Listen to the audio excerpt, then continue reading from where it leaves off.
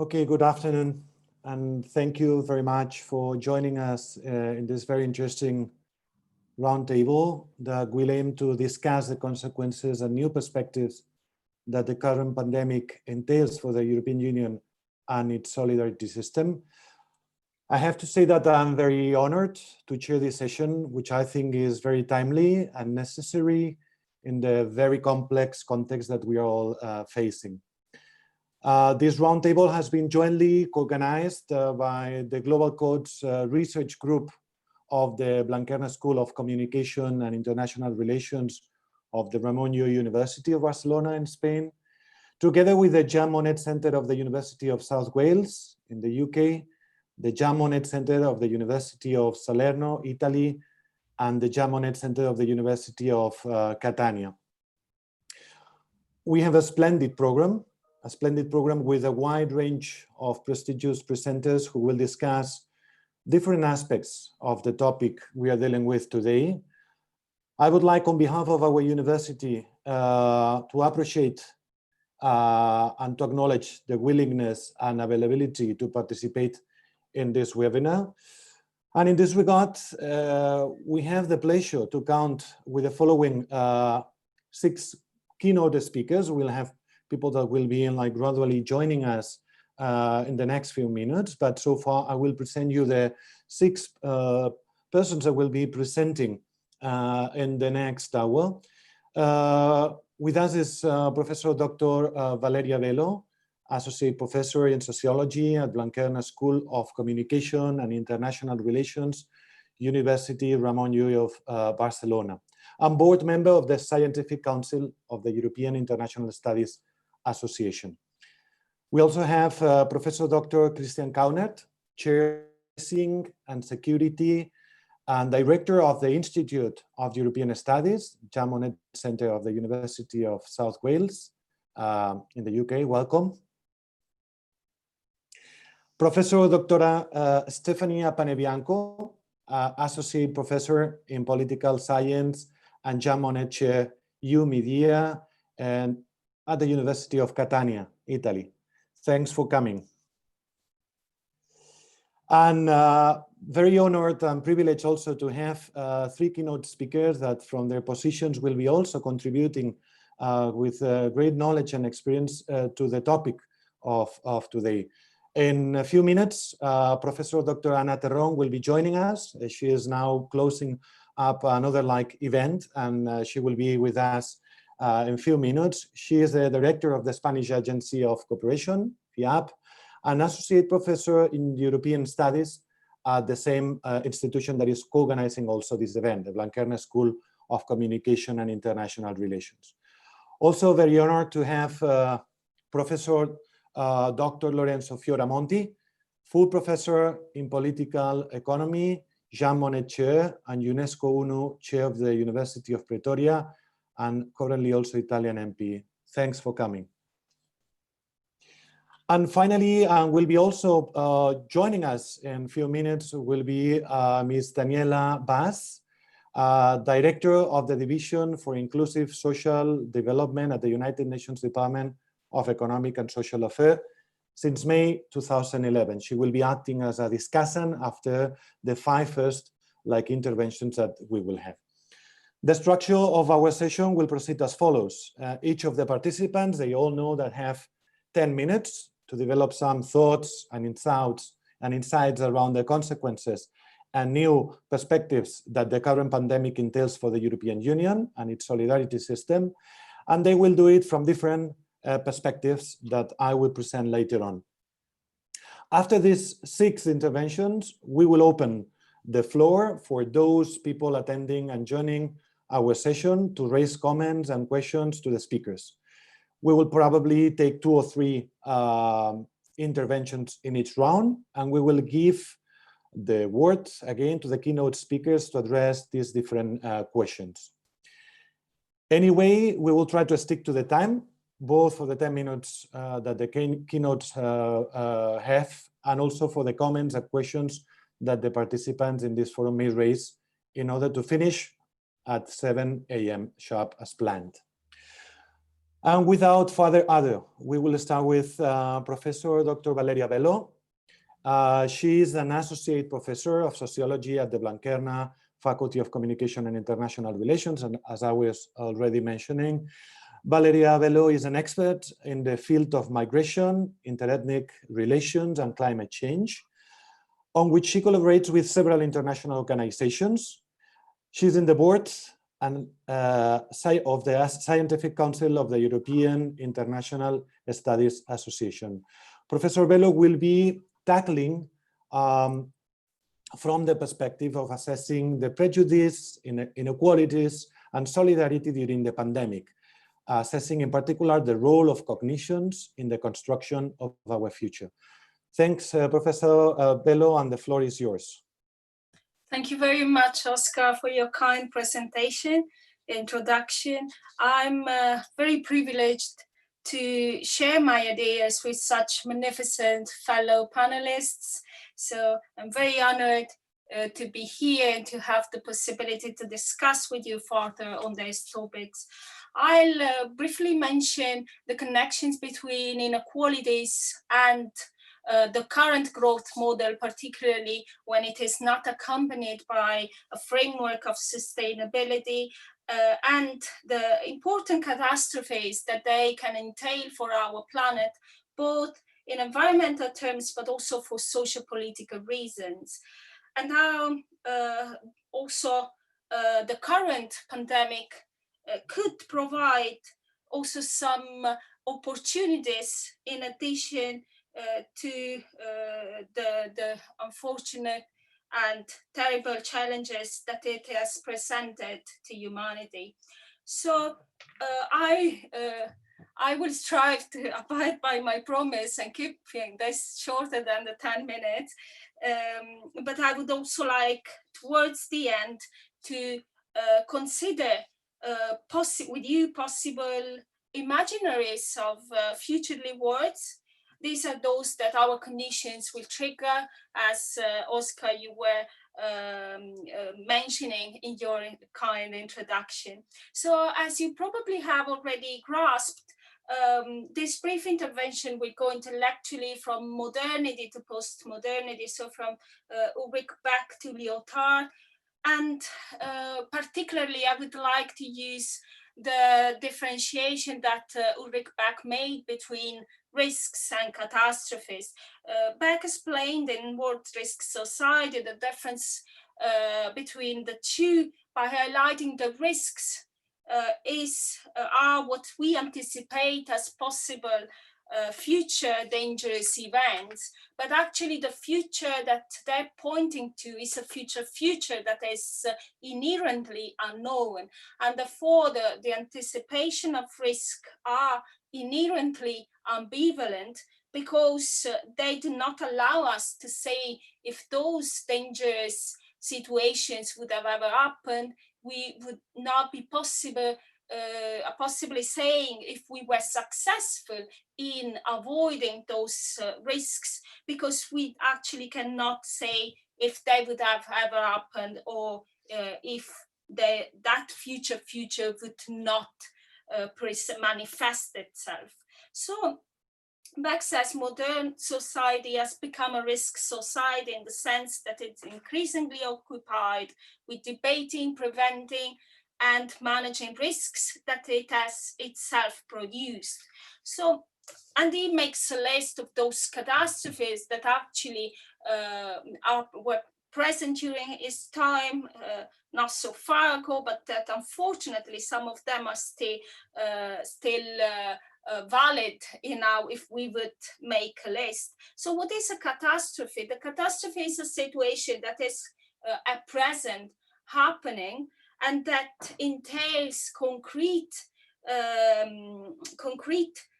dangers and threat to life to those who live them. So catastrophes are, for example, the Syrian war, the Libyan no man's land, the Yemen's war, the Rohingyas discrimination and persecution, hate crimes.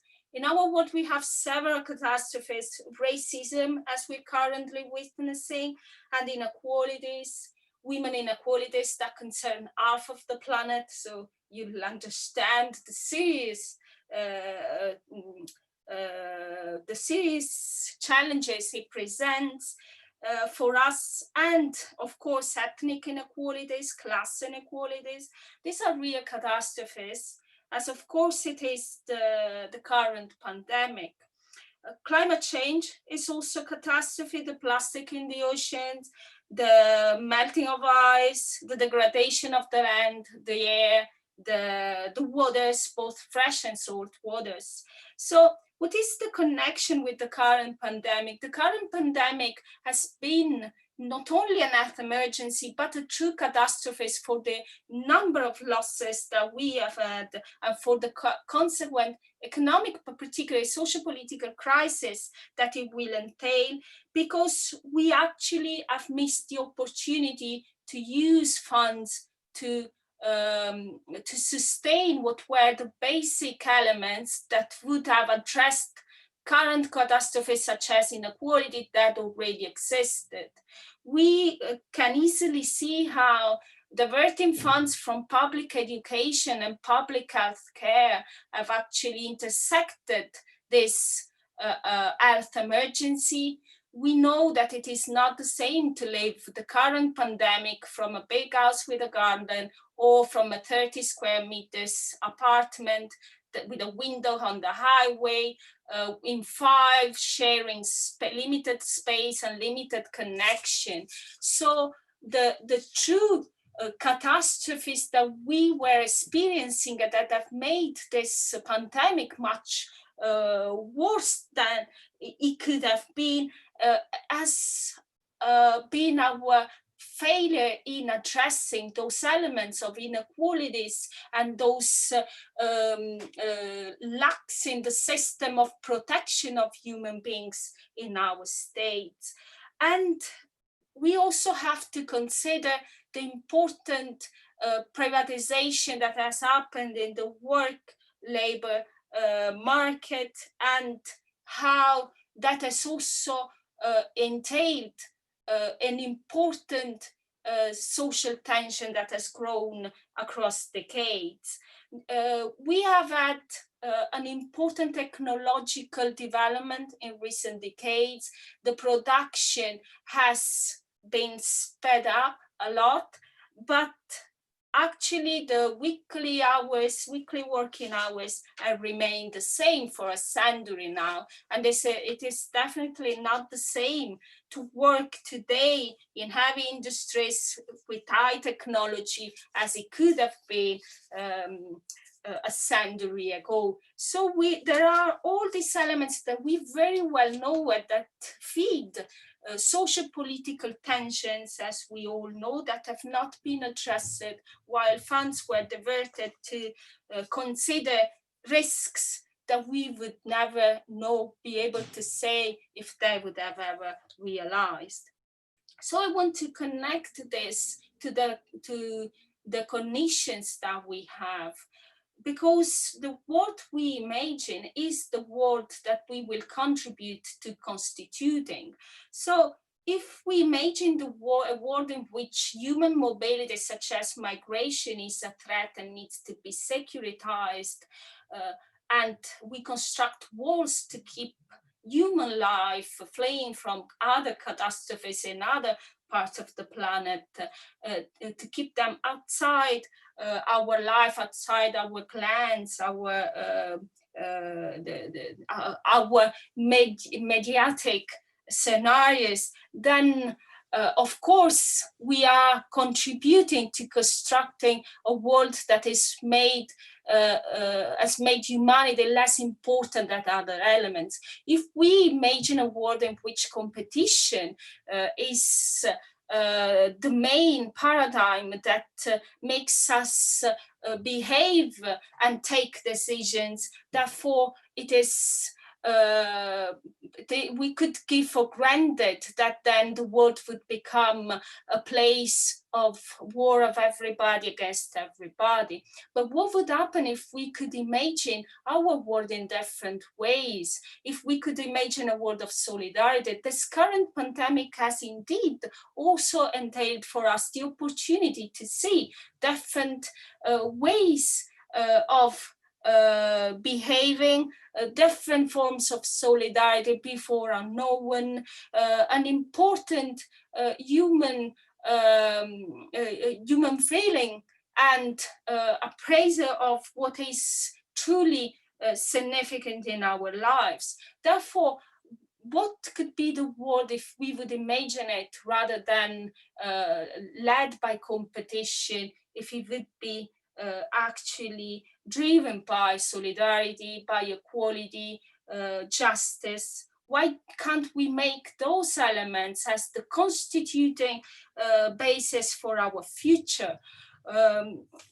I know that this reminds perhaps Lyotard in this idea is this difference between the facts, what are the basic facts, and what is the reality that we actually constitute, and those who are able to provide the main imaginaries of our world. So we need to importantly reflect on the role of different actors in constituting our future worlds. Who is, this is a topic that have been at the focus of my, at the center of my thoughts recently. If we would dialogue today with Machiavelli, who would be the prince to whom Machiavelli would discuss with?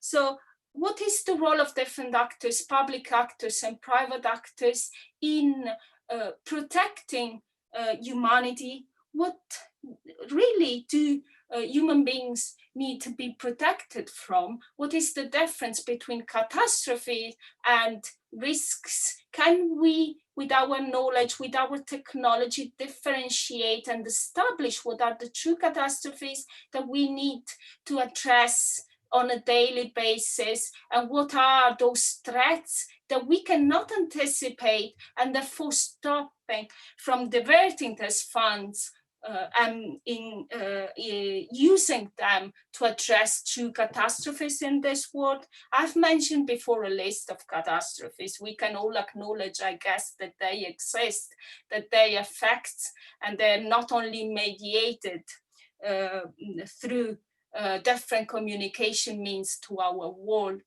Therefore, another important element is who mediates our reality and makes it real.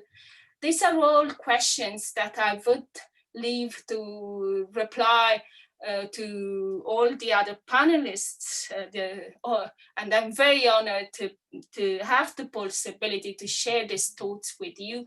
I know that each of you will address some of these points more in depth, and therefore I would leave now the ground for this discussion to the next fellow panelist. Thank you very much for your attention. And as you see, I actually abide by the promise of keeping this shorter than the 10 minutes. So thank you very much.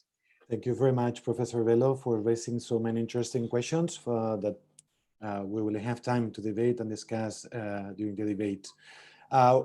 Before we go to Professor Dr. Christian Kauner, we would like to welcome to Ms. Daniela Bas, the director of UNDESA, who is already with us. We will give you the word at the very end for you to discuss some of the main thoughts and insights that the speakers have raised. Thanks for joining us. And now it's time to listen to Professor Dr. Christian Kauner. He's Chair of Policing and Security and Director of the Institute of European Studies, the Jean Monnet Centre of the University of South Wales in the UK. He's also the leader of the Cognate Research Group on Policing and Security at the university, at the same university.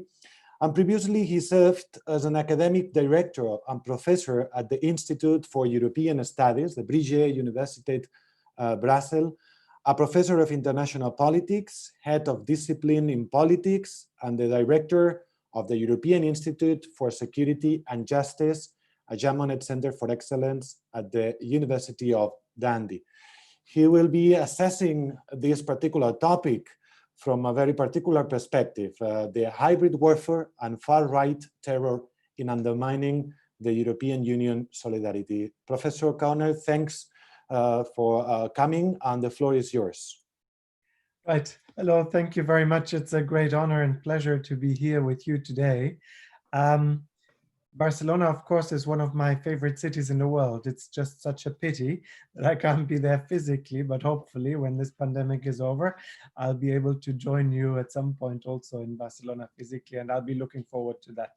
But in the meantime, I want to talk a little bit about European solidarity, COVID-19, and hybrid warfare, because the main argument of my talk is in fact that hybrid warfare has been one of the tools with which to undermine precisely European solidarity and to use COVID-19 as a way to spread a certain amount of disinformation in order to undermine this very solidarity, one that was already under threat. And in fact, the refugee crisis of 2015 has kind of shown us the vulnerability of the European Union in terms of European solidarity. But with this COVID-19 crisis, this is in fact something that makes the situation even worse, or has the potential to make it even worse, because we also have the possibilities of changing the situation. But it also is something that brings out the particular anxieties of the European population, and those anxieties then lead to an increasing securitization of various threats. And of course, refugees are one of them, but in fact, the European Union has become another one of those threats. It is not just an organization that is there to unite, but with those various crises, especially to the far right, and especially in far right terrorist circles, the European Union has in fact become a security threat in itself. And I think this is something that is very new, that is qualitatively new, and I think not many people realize at which point we currently are. But let me start with the beginning. Firstly, COVID-19. Of course, it was one of those great tragedies that came upon Europe, and it was something that, in a sense, we were not fully prepared for, as in fact nobody was. It wasn't anywhere in the entire world. And I've just recently worked on a research article that looked at the role of the WHO, the World Health Organization, in the spreading of the health security norm that is now become with COVID-19. None of the countries particularly tackled the issue well, as to an extent can be expected in a pandemic that is of such great proportions. But of course, in this particular one, with the objective of having to, in a sense, contain it, to stop the spread of the virus that was spreading extraordinarily fast, and hundreds of thousands, possibly millions of people that are becoming ill, hundreds of thousands of people that are possibly dying. And of course, in this particular situation, those lives depend very much on accurate and timely information. So in the words of Josep Borrell, who is of course somebody who is originally from very close to where we are now in Barcelona, the head of the European External Action Service, disinformation is playing with people's lives. And in this particular situation, it is in fact, it can kill people. That's what he said. And I think this is very much so. And it cannot just kill people, but it can also slowly undermine solidarity between people, and can, over time, should we not go and defend the organizations that are there to help us, it can over time also undermine those very institutions. And as a result of that, the kind of peaceful situation that we've had in Europe since the Second World War. Now, just to give you a little flavor of the disinformation that has occurred, Sputnik News in January 22nd already ran with the idea that the virus is in fact man-made. It's a weapon that was created by NATO. And in fact, the US constructed the virus, the Pentagon did it, elites, ruling elites, of course, the favorite of those circles were behind it in a whole scheme to introduce world tyranny and to secure American hegemony. At the same time, they were also running with a story that COVID-19 is a hoax, virus is not dangerous at all, and in fact it can be cured just with some saline. They also run with various apocalyptic scenarios, particularly related to the European Union here, in terms of the Schengen system has collapsed, NATO will dissolve, the EU is paralyzed, and of course, generally, globalization as such is over. This is meant to sow distrust in the healthcare system, national institutions, particularly, of course, the European Union and the World Health Organization itself. Now, in terms of consequences, we've had a variety of different consequences. We've had the far right, and that is one of the elements that I think is something that comes out that has very, very significantly strengthened in a number of countries. Now, if we look at merely opinion polls, we will see, for instance, in Germany, the Alternative für Deutschland has gone down. So when I'm saying the far right has been strengthened, you might say, well, but the opinion polls are telling me something else, right? And similar things we've seen also in Italy, where the Lega has gone down in the opinion polls, although at the expense of other parties on the far right that have gone up. So we've seen those kind of occurrings in the European Union, but what we've also seen is that we've seen an increasing spreading of conspiracy theories and disinformation campaigns, particularly embracing already existing anti-vaccination campaigns. And this has led to an increasing development on the far right in terms of circulation on the internet. What we've seen very, very significantly is a very significant increase of chatter on the internet in terms of extremist circles on the far right. What we've also seen is, for instance, in Germany, we've seen the development of a new party that is in fact criticizing the Alternative für Deutschland from the right. So will you believe it?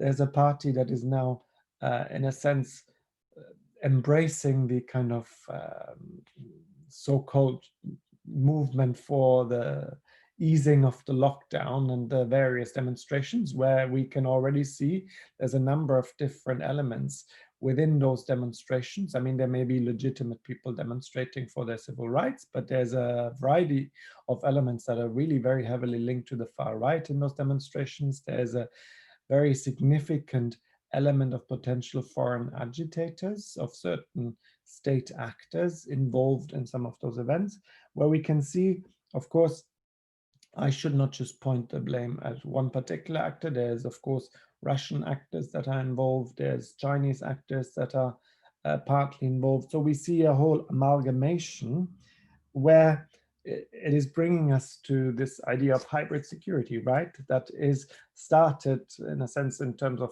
debate in the academic circles when General Jeremisov was writing, the Russian general was writing about how in the West we've kind of developed a certain way of fighting war, which starts with military, which ends with military invasion, but which includes all sorts of other elements of political opposition, state propaganda, internet, and so on, but in fact is describing the Russian way of interacting, in fact, more potentially than the Western way of interacting, but I don't want to judge here necessarily. Here, combining 5 different elements, from political subversion to proxy sanctuary to intervention to then coercive deterrence and negotiated manipulation. Particularly interesting here is, of course, the political subversion, which is the idea of bringing in insertion of agents, classic propaganda information operations, employing modern mass media. We've seen that a lot in terms of far-right circles here, to exploit particular cleavages, ethno-linguistic cleavages, class differences, possible ideas of corruptions that are pre-existing in particular target societies, intimidations of officials, classic intelligence activities, as it were, that are now increasingly linked, of course, to the internet. Use of all dimensions of warfare, that is what the idea of hybrid warfare is, in fact, using, of course, traditional war methods and regular forces with irregular forces and the internet in particular, cyber attacks. Now, if we combine that with the pre-existing issues that we already had in the European Union, and here I want to point out the 2015 refugee crisis, where we had a number of, in fact, more than 1 million people that crossed into Europe, that was then subsequently used in propaganda circles very significantly. In fact, this idea of, we wrote a book last year in 2019 where we looked at the securitization of refugees, and one of the things that came out is that one of the ways in which they were securitized was by association. Association here in particular with terrorism. And the interesting part about where is this idea coming from at its origin, a lot of it came out of Moscow. A lot of it came out of Moscow by certain Russian media that were then taken up by far-right circles within the European Union, that were then spread across traditional media and so on. And then, a couple of weeks later, nobody knew where the idea came from initially. And we're seeing something similar now in terms of the COVID-19 crisis. Certain actors like Viktor Orban already linking migration to COVID-19. And as a result of that, what is an existential health crisis is then constructed with the migration, so that the migrants are not only responsible for terrorism, but they're also responsible for COVID-19 and the health crisis. So they are very, very significant security threats. So it is in fact strengthening the kind of security dimension of migration. So hybrid security has been the way in which this is done. And if we look at anxieties of Europeans, we can very clearly see that migration, for instance, is accepted as a security threat by a variety of European societies. I'm not saying everyone, but if we look at survey data, we can see that the large majority of European countries are already accepting this fact, something that a number of years ago was seen, let's remember Angela Merkel's first reaction to the refugee crisis. It was, wir schaffen das. It was, it's a humanitarian issue that we can manage, has now been inverted and reconstructed in such a way that people don't even question whether it is a security issue anymore. And I think something similar is going on with the COVID-19 crisis, and that is something that we need to watch. And I know that my time is now over, so I'll be very much looking forward to the questions that come thereafter. Thank you very much. Thanks very much for sticking to the time. Before we give the floor to Professor Bianco, we would like also to welcome Professor Ana Terrón, who has also joined us and that will speak after Professor Bianco. Thanks for joining us as well, Professor Terrón.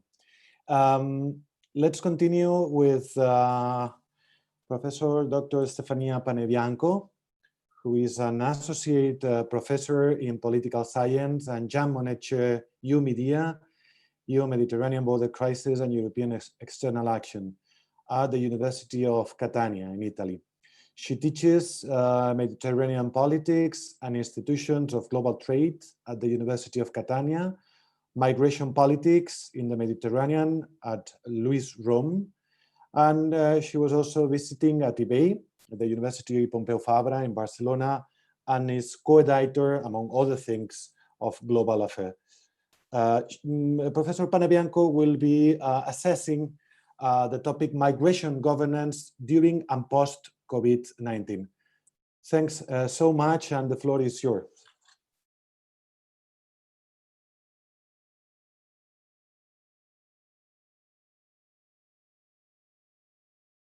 We cannot hear you now. Yes, now it should work. Okay. Perfect. Thank you very much, Oscar, for your nice presentation. I would like to congratulate Valeria before I start, because she has organized an excellent webinar, putting together fantastic speakers. I'm honored to be part of this group. Then let's try to contribute to this debate. We are all intrigued by the question whether COVID-19 will bring more or less solidarity. And I will try to use the IR tools to understand the impact of COVID-19 on politics, on new politics in particular. Well, there are no doubts. This is a global pandemic with also devastating global effects.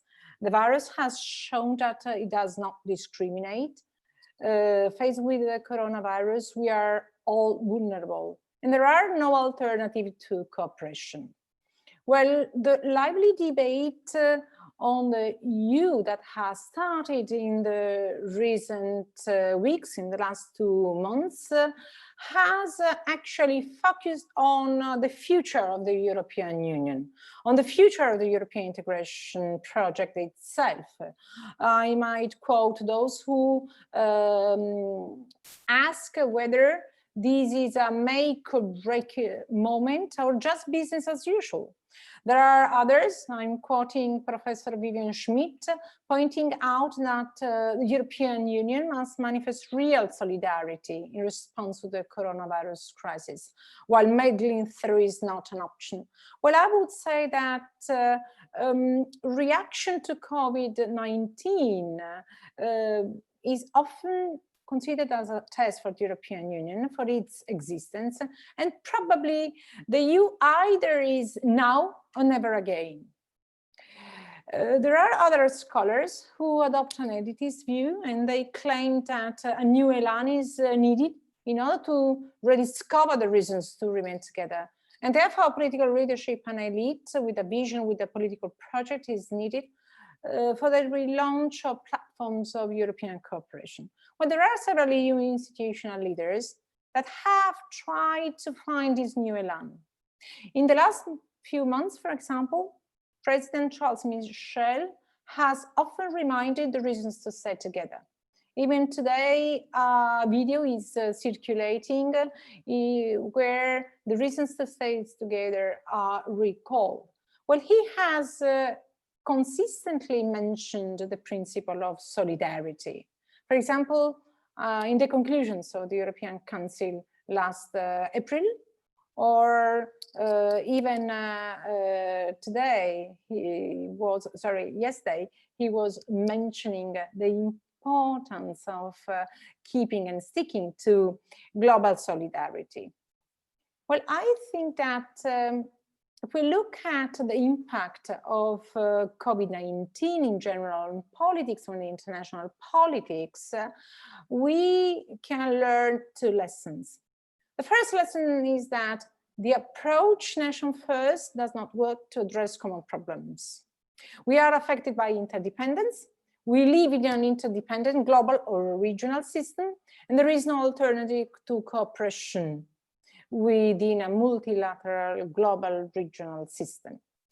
I can make a parallel with the aftermath of 9/11.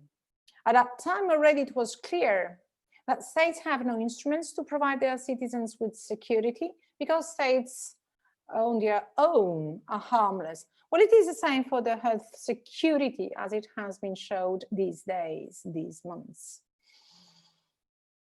Second lesson, in these turbulent times, regional actors such as the European Union need to redefine their roles. And it is important that the European Union understands which is its role in the global system, in the regional system. And specific attention should be paid to human security. This is the lessons we can learn from the COVID-19 crisis. If we zoom on solidarity and migration governance during post-COVID-19, I would like to point out that the issue of solidarity was already part of the EU politics before COVID-19. Well, unfortunately, due to the lack of political will, lack of solidarity has accompanied the migration crisis. But probably it's useful to consider that when the European Union had to face the migration crisis in 2015, and the European Commission adopted the European Agenda on Migration, it was relying actually upon the principle of solidarity. It was quoting, using as a legal framework, the Treaty on the Functioning of the European Union and the famous Article 78. That states in an emergency of a sudden inflow of migrants, a council may adopt provisional measures for the benefit of the member states concerned. a relocation program was launched, inspired and suggested by the European Commission, but then approved with 2 decisions of the Council in September 2015. But we know what happened. We remember that it's since its beginning that this resolution caused discord between EU member states. And of course, we should remember that the so-called Visegrad countries fiercely opposed the quota system. Well, those who believed that the migration crisis was just related to the 2015 emergency, as Christian was recalling, when a flow of more than 1 million irregular migrants entered Europe via the eastern route, proved to be wrong. If we look at the data provided by UNHCR, we will see that by the end of May, last May 2020, there were more than 23,000 arrivals across the Mediterranean via different Mediterranean routes.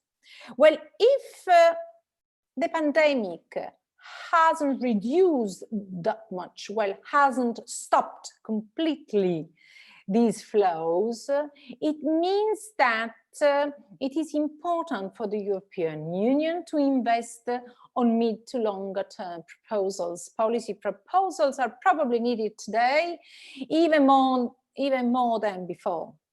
Well, actually, there are already some policy instruments in the pipeline, and I would like to quickly go through some of these policy tools. I don't have time to go through them in details, but please consider that the European Commission has published early this year its new program, which announced the intention to launch a new pact on asylum and migration. And the European Commission is investing a lot, and in particular, the European Commissioner for Home Affairs, Eva Johnson, is investing a lot on this new pact on migration and asylum. I was impressed by an interview she has delivered. Well, actually, it was a webinar, and she was mentioning the fact that rather than having the best proposal ever, it is important to have the best possible option, the best possible proposal, so that all EU member states will be on board in the end, because it is important to have all EU member states on board, rather than having those who have the least ambitions hijack the proposal. Well, this is pragmatism, and I want to acknowledge this pragmatism. Second instrument, the other policy instrument that the European Union has in the pipeline is the Dublin regulation reforming process. Well, we know that this is not something new, because it was already in 2017 that the European Parliament approved the proposal of the European Commission, well, with some amendments. But the problem is that the Council never produced tangible results, and we know why. We know why, because there was the problem of the quota system. Actually, the President Daniel Tusk already in December 2017 declared that since the quotas, the compulsory quota system was contested by some EU member states, it was necessary to rethink about this instrument.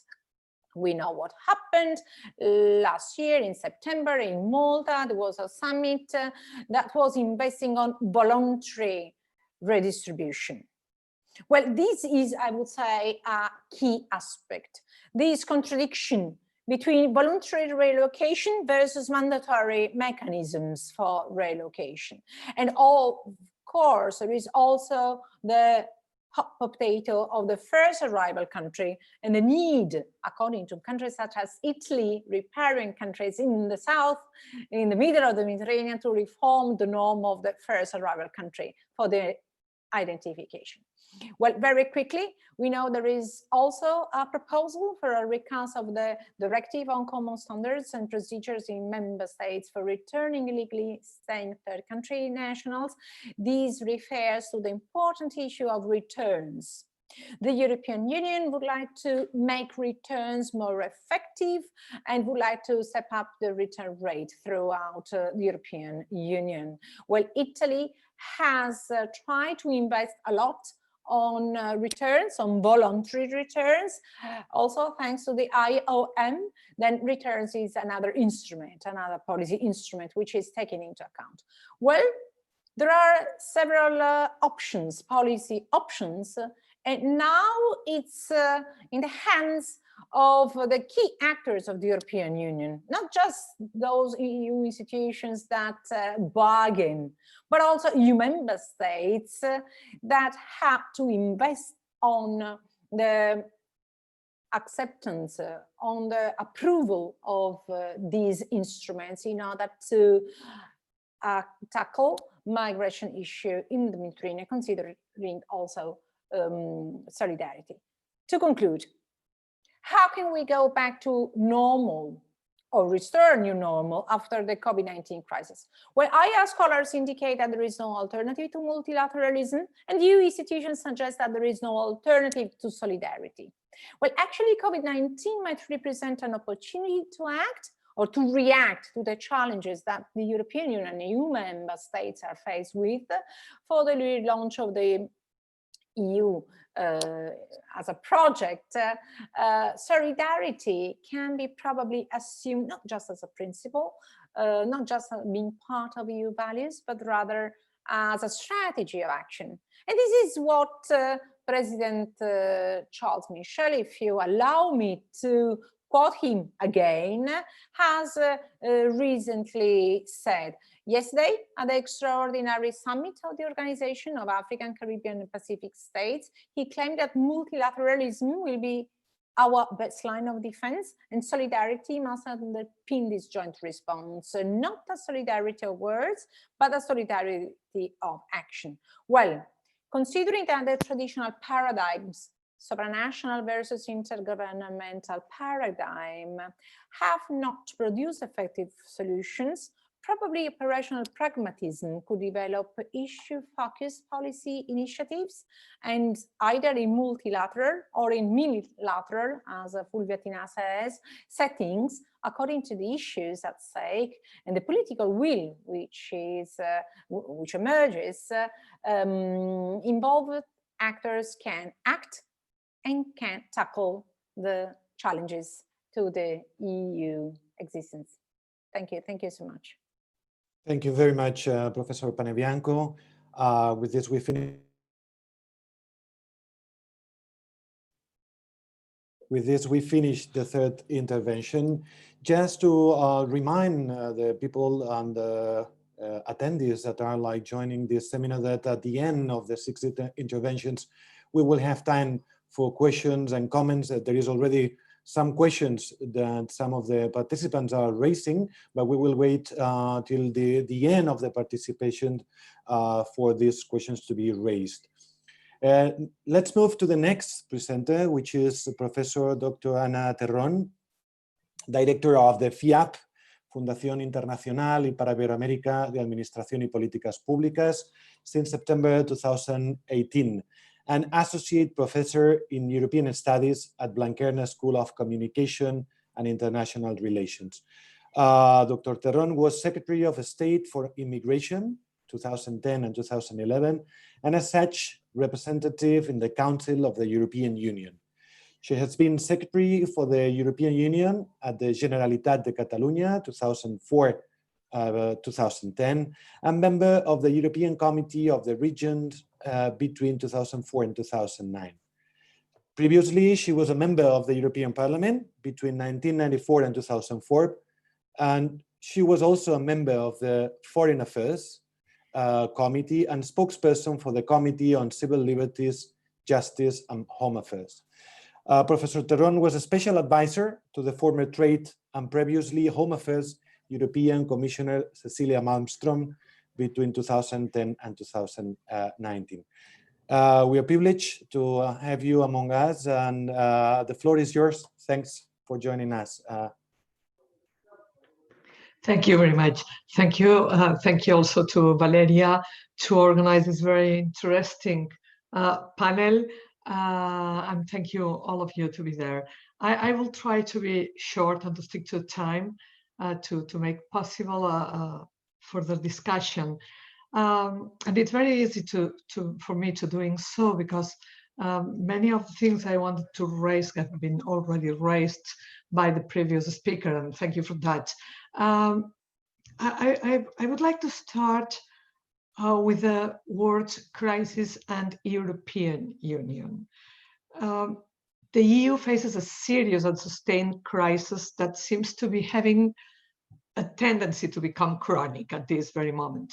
The situation, if we take the last 10 years, result on three different components: 2008-2014 big recession, continued with the wrongly named refugee crisis. I prefer to call it a humanitarian crisis, and it's being worsened with the COVID-19 crisis. I would say, and I quote here also Professor Arango, that what characterizes these three components is the lack of solidarity. We live in a crisis of solidarity in Europe. Some call it a crisis of compassion, if we go more to the wording of the United States. I would say the crisis of the idea of leaving no one behind, as we say here and in the Sustainable Development Goals, has ceased from being the driver of politics, both at national and EU level. Also, if the European Union use this word in all its, let's say, communications, whatever kind of communications are them. This EU solidarity bridge has been very tangible in the area of migration. Sure, it was, as you very well explained, not only a crisis of solidarity towards the migrants themselves, that was the main thing, but it was also a solidarity bridge between members and between state members of the European Union, and that was crystal clear, and it is still the situation. But in order to have the broader picture, it was not only Europe. There's not only an European crisis of solidarity. This last year have been the year in which we witnessed things like children separated from their families, closed in a cage, in a so-called civilized, democratic country like the United States. Honestly, for me, it was a sort of breaking point. So the crisis of solidarity has been international. One might think, and I guess this is an important point to reflect on whether this is also a crisis of the democracy itself. Solidarity and democracy have not always been the same, but they are very clearly linked, at least since the end of the second or the aftermath of the Second World War.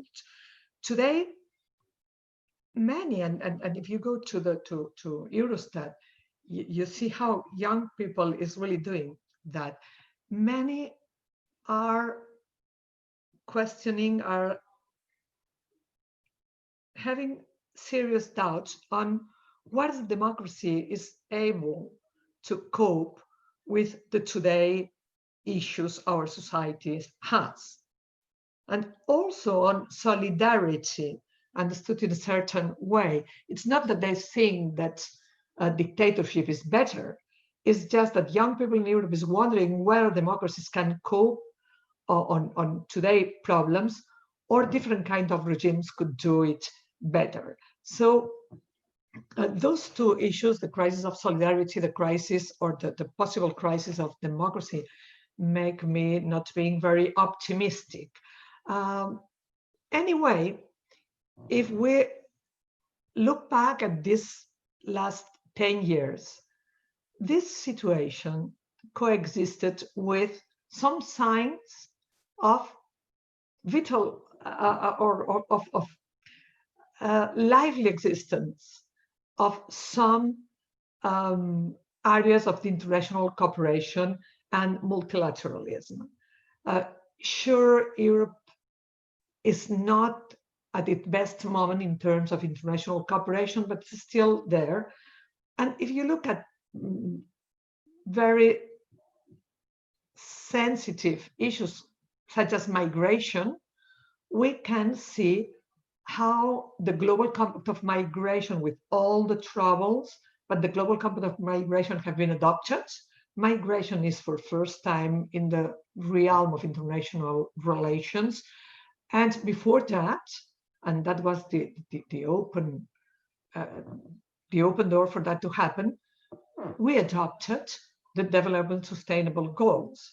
So yes, we are in a very special moment in which this crisis of solidarity and in which this sort of looking inward coexist with some decisions that makes multilateralism still alive and well alive. Those were the elements defining the pre-crisis, the pre-COVID crisis. Sure.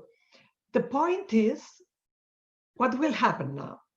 Because the lack of solidarity is not new.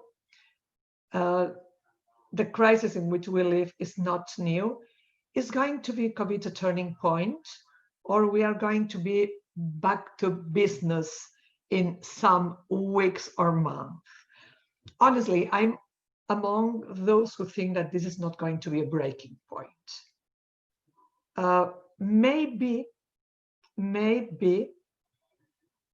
it will show us how this solidarity crisis we have witnessing in these last 10 years at least, is just to stay to those 10 years and no go back, but it would be worse maybe if we go back to the 80s, the 90s, etc. But among those who think that maybe this crisis will show us how the lack of solidarity is making things more difficult. The wars today are very much sustainability, resilience, and back to solidarity. If we compare the policy tools we've got from the from the European Union in 2008, 2014 crisis and today, solidarity is much more at the center of the tools today.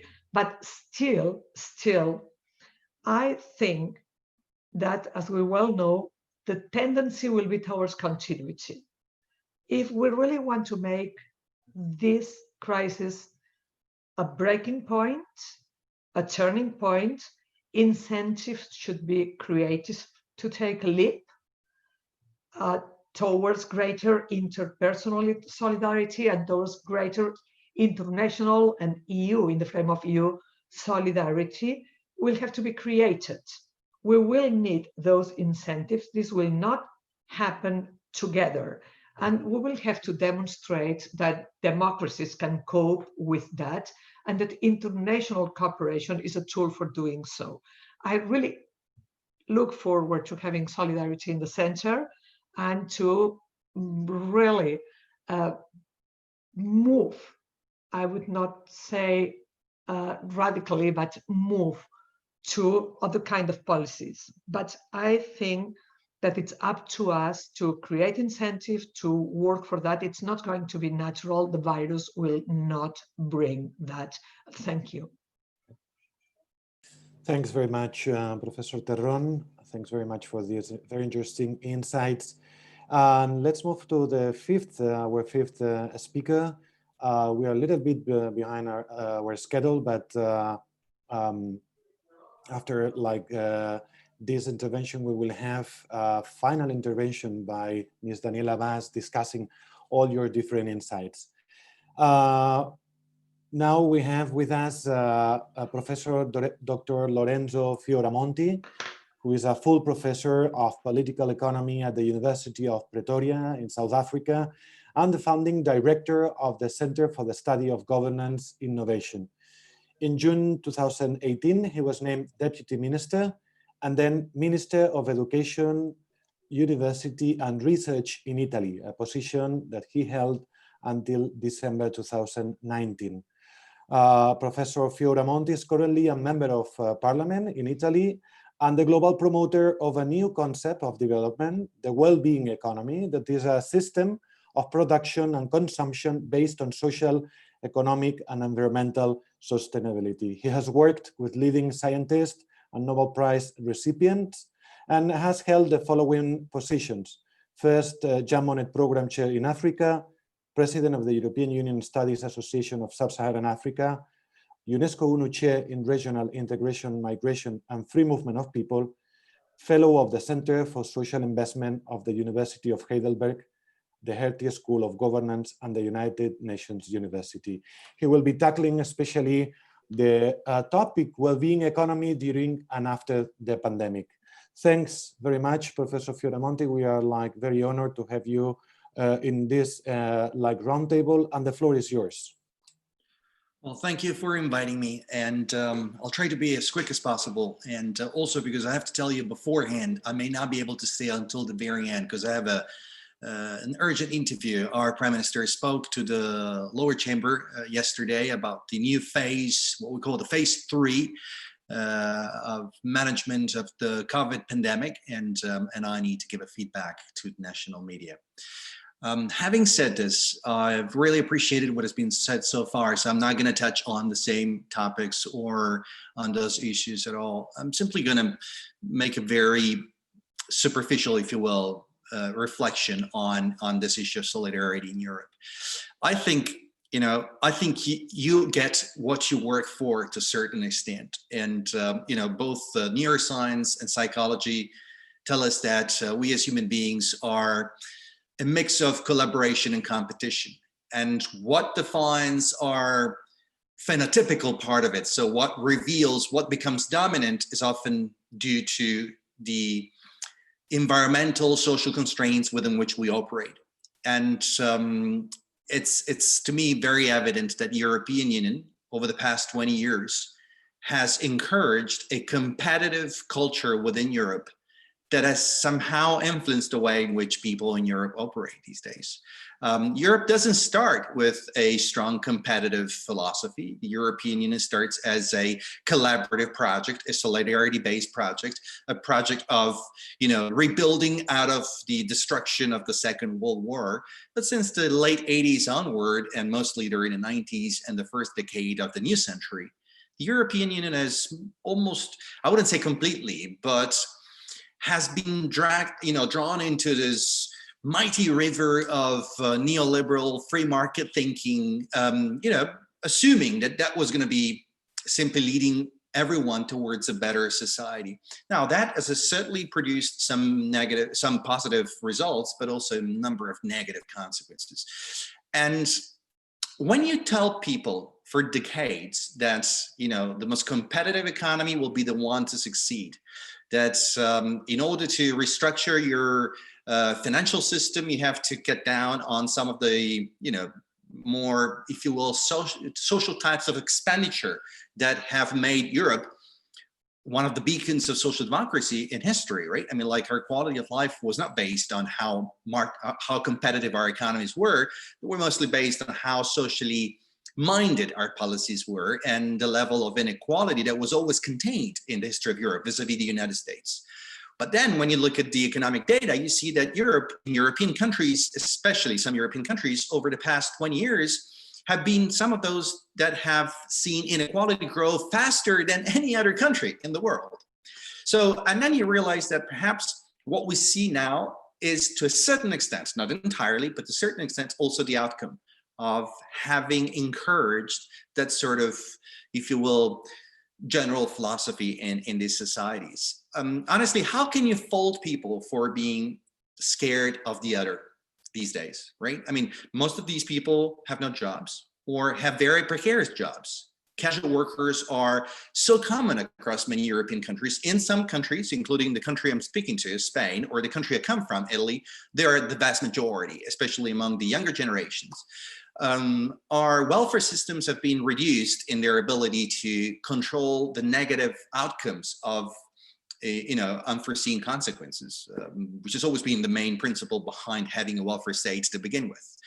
So having made our societies more fragile, somehow we're now paying the consequences of that fragility. And when there's fragility, people are not prone to be solidaristic. They're not prone to be forthcoming. They're not prone to say, let's welcome everyone, let's help each other. And that may very well apply to immigrants as much as it applies to people within the same European Union, Southern Europe vis-a-vis the northern countries of Europe, and so on and so forth.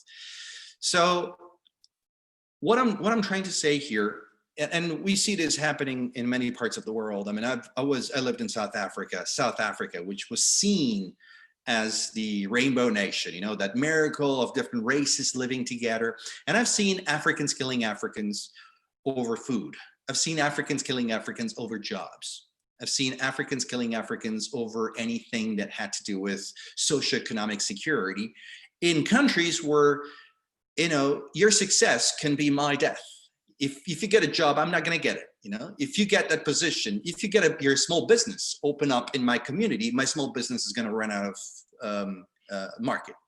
And so, and again, just like you see it happening in Africa among African societies and groups that may even speak the same language, when there's no social safety nets to help them, blend together, it's not surprising, I think, that this is happening in Europe. And no matter what we can say about the conservative forces, they do have some kind of narrative that applies to the fear that has become so dominant. The conservative forces, and I'm the furthest possible person from a conservative political position, right? But I have to admit that they do have a set of proposals. I may entirely disagree with what they argue, but they do have proposals. Often what we've seen is that over the past 20 years, it's been the progressives that haven't had any major proposal, that haven't problematized what was going on. Take globalization as an example. I'm pretty sure, and I say this to all my colleagues, that in our bookshelves, in our bookstores at home, we have plenty of books about globalization written by very progressive intellectuals, and there are mostly beautiful books about how nice globalization is. And that is not true. It's not necessarily true, not entirely true. Globalization came with huge costs, environmental costs, and also social costs. But for so long, it seems as if we took a very superficial stance towards globalization. And now COVID is challenging us entirely, because it's telling us, look, whether for climate or because of healthcare concerns, this globalization may not last much longer. And you may need to rethink quickly how you organize the world, because I presume globalization will be the most evident victim, casualty of the pandemic. Now, what happens is that you then have two options. You either sort of encourage inward nationalism as a protective mechanism, as an automatic protective mechanism. When you've been told that competition is the way to go, it's automatic that you say, well, competition means that I have to protect myself. And therefore, if globalization is not delivering anymore, then the alternative is nationalism. And hence you have, the right-wing movements in our country, a small party like the League having gone from 4% to over 30% in a bunch of years, and now hovering around 26, 27%. And the same applies to many other countries. I've been working for many years in Germany, and I know it's very much the same, with some differences, of course, also depending on precisely what I was saying, like what level of social protection you enjoy within a society. The higher the level of social protection, the more likely you are to endorse solidarity-based feelings and to show them politically. When you don't have that, then you have more inward-looking tendencies. So, and I come to my conclusion. If you want to avoid inward-looking nationalism now in Europe, you need to be very bold and courageous about redrawing the map of the blackboard of development policy here. And the proposal I've made years ago, and it's been now taken up in New Zealand, it's been taken up in Scotland, it's been taken up in Finland, it's been taken up in Iceland, and so on and so forth, is that of a new development model, which is no longer based on competitive growth that generates a negative sum game, but it's based on taking health and environment so seriously that you're creating those social and environmental conditions to build a continent of sustainable development, which means leaving no one behind, reducing inequalities, and making sure that our development doesn't come at the expense of someone else or something else.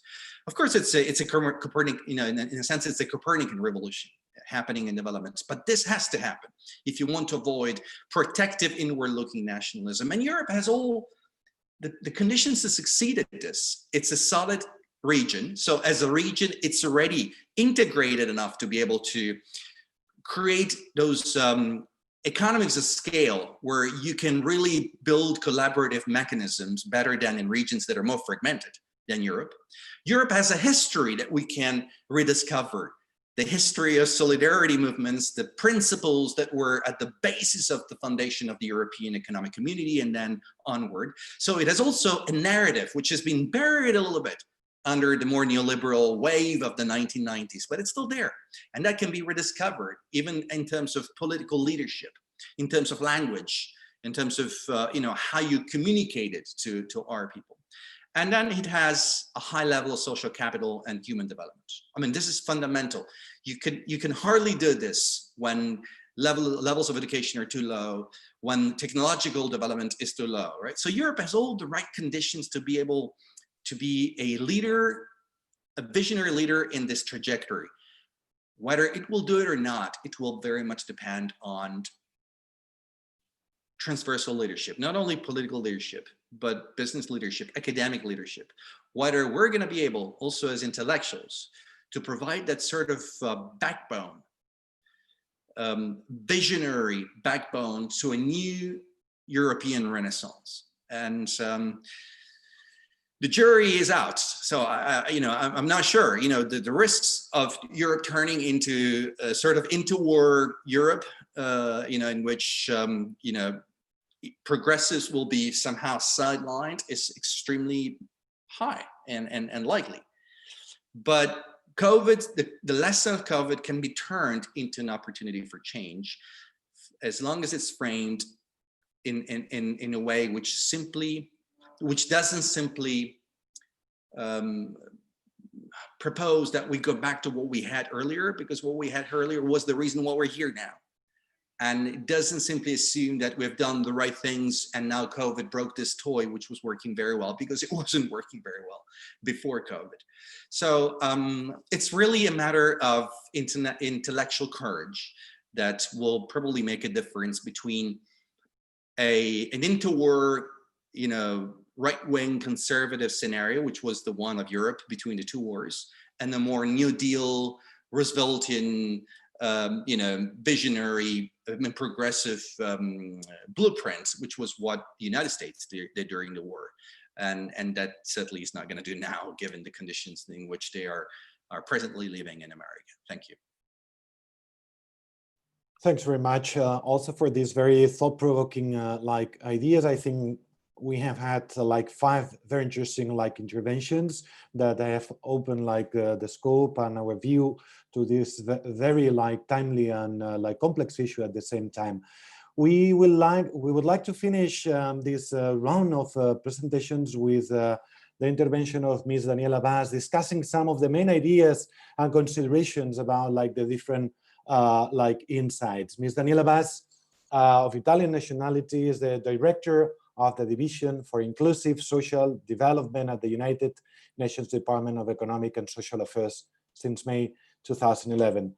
She's a political scientist with a major in international politics. She graduated magna cum laude with a dissertation on the elimination of architectural barriers and the employment of people with physical disabilities. She is also a certified journalist, a multicultural life coach. Ms. Bas' interest has always been people-centered in the various activities, associations, and professional roles she has held.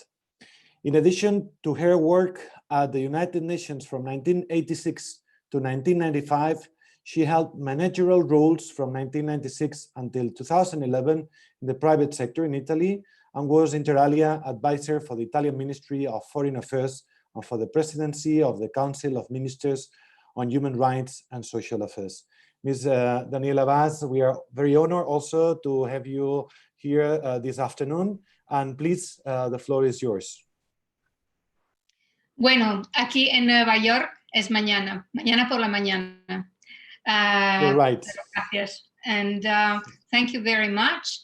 Hoffentlich alles Leute sind gut.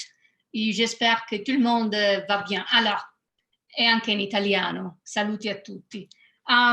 Well, I am impressed, and I want really to congratulate the organization of this webinar and the content of what you said. So I'll try to summarize what I heard so far through the lens of the United Nations.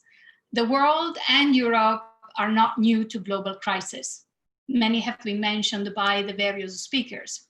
And in recent days, demonstrations as a result of the death of George Floyd are occurring in New York City, in other locations of the United States, and in other cities around the world, including Europe. This is a form of crisis. Presently, due to COVID-19, people feel threatened by the perception that they might have lost control over much of their former lives and habits in times of spatial isolation and state-mandated social distancing. And I prefer the expression physical distancing, honestly, to social distancing.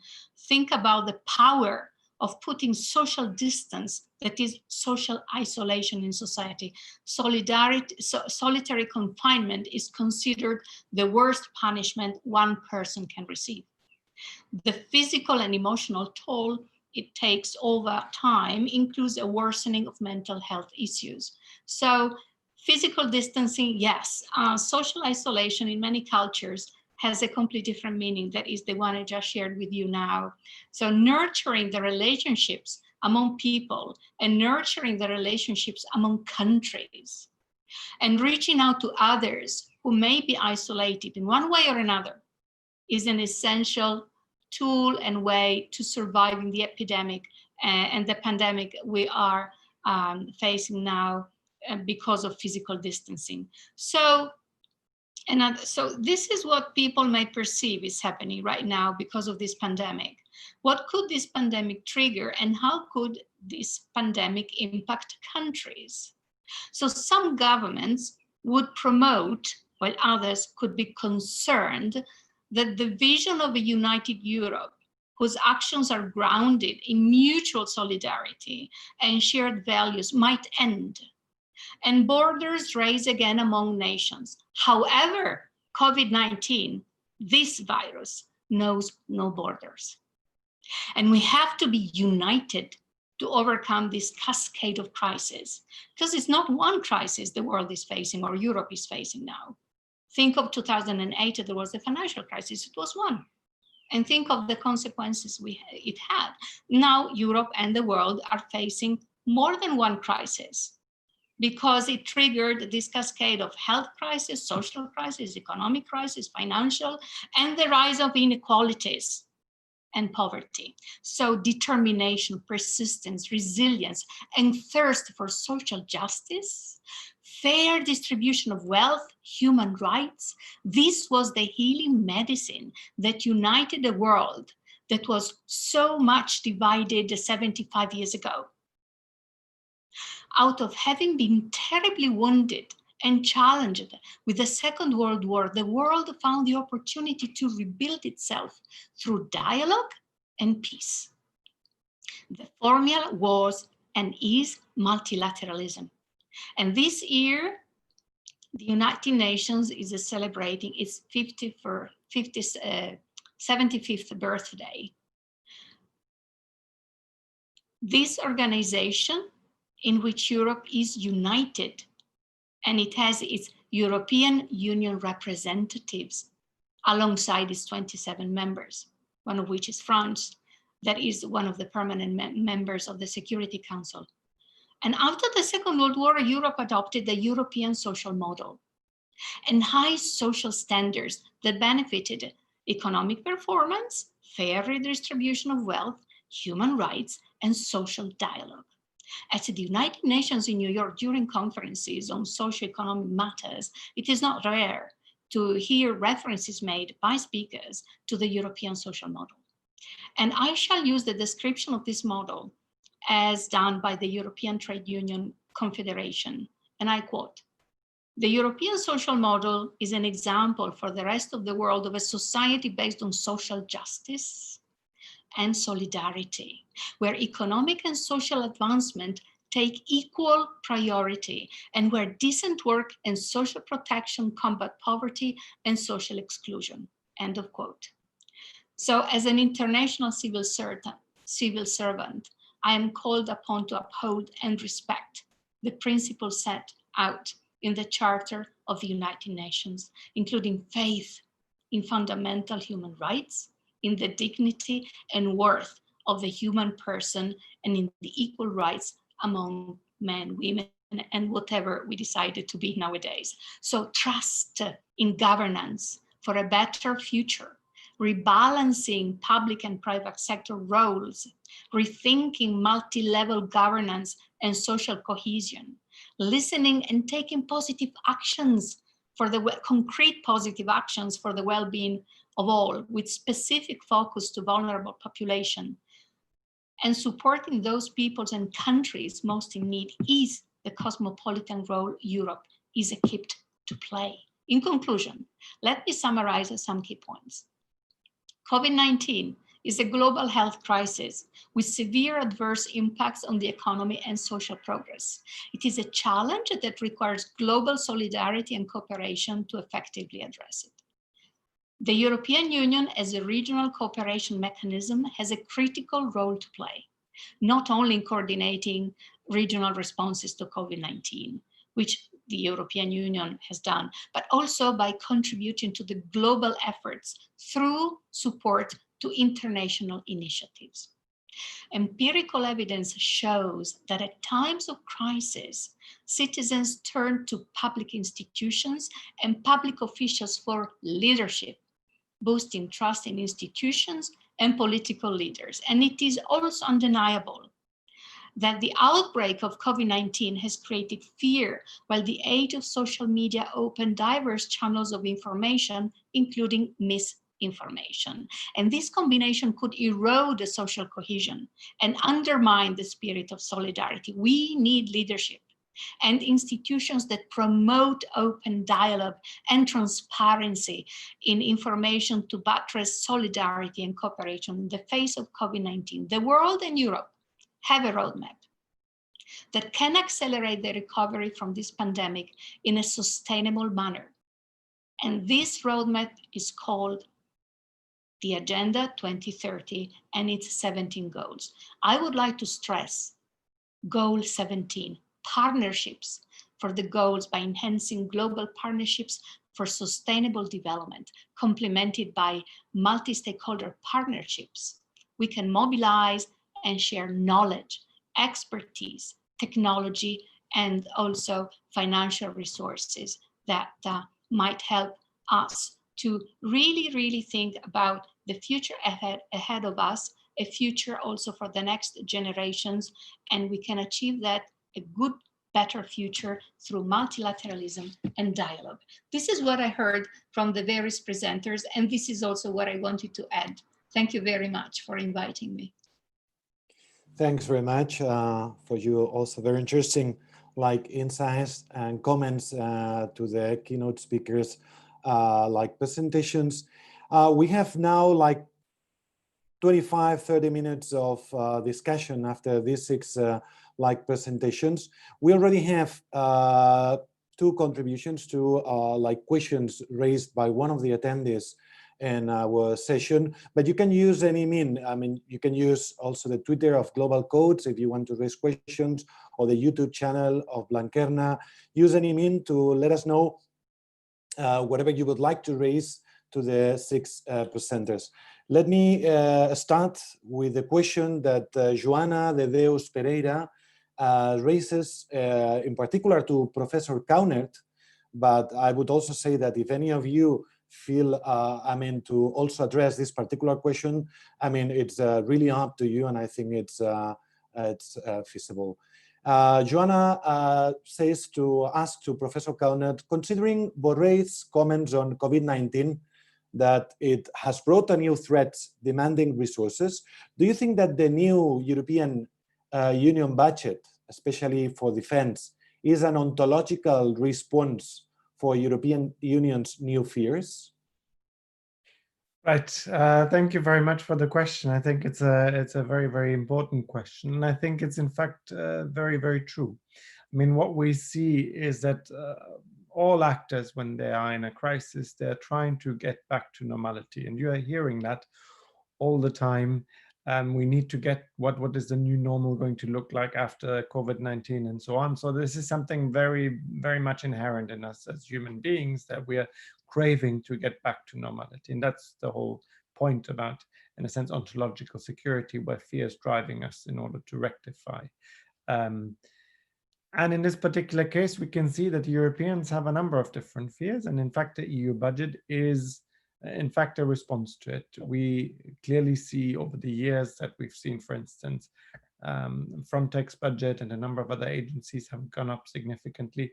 We now see also the defense budget going up, and rightly or wrongly, and I think in this particular case rightly, we also see a very significant increase now in terms of the budget to support the various European economies. And I think there we are also responding in a way to a particular fear as Europeans. And I think all of this is kind of happening at this time of crisis, where we're trying to get back to our normal. And of course, our normal has shifted. Our normal is a different type of normal now. But I think it's an attempt to get back there. And I think that's very much the case. Thanks very much. If any of you want also to add something else, if not, Joana de Deus also asked to Professor Stephanie Bianco and Professor Ana Terron. She asked the following: solidarity is a EU principle, although itself, solidarity is more intrinsically linked to an emotional rather than a functional feature.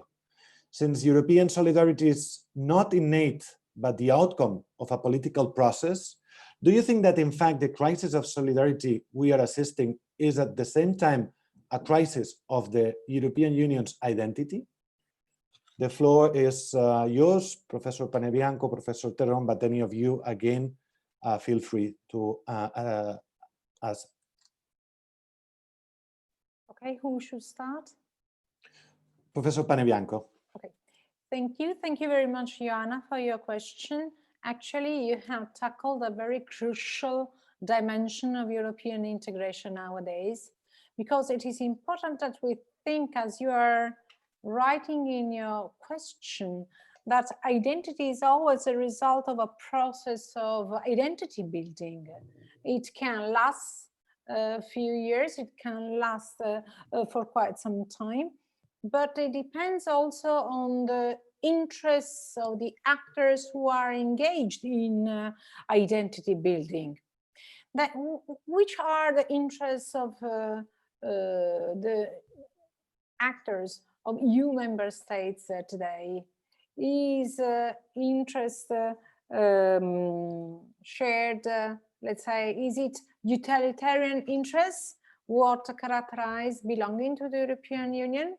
Or it is also the sharing of values, of principles?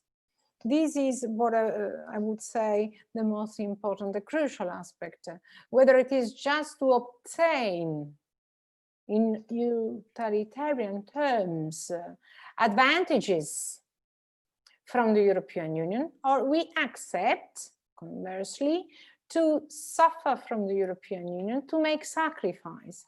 The word sacrifice probably has not entered yet into our debate this afternoon, but then at a certain time, some EU member states declared that they did not want to engage with sacrifice in order to help other EU member states, where this was a debate, a political debate that then was overcome by EU institutions, but EU member states had mentioned the importance of, well, the willing of not making sacrifice. Then it has to be seen which is the debate and how is the debate developing.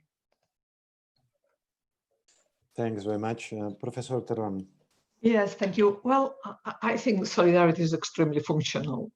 I think that, well, when I say that the COVID only exacerbates the crisis and the former crisis elements, I mean, if we look at the field of health, where the European Union has no competences, and it very few, if we look at the weakness of the social systems in the weakest countries of the European Union after the crisis, if we look at the WHO organization that should cope with the COVID crisis, and it's at this very moment in the situation in which it's difficult for them to react.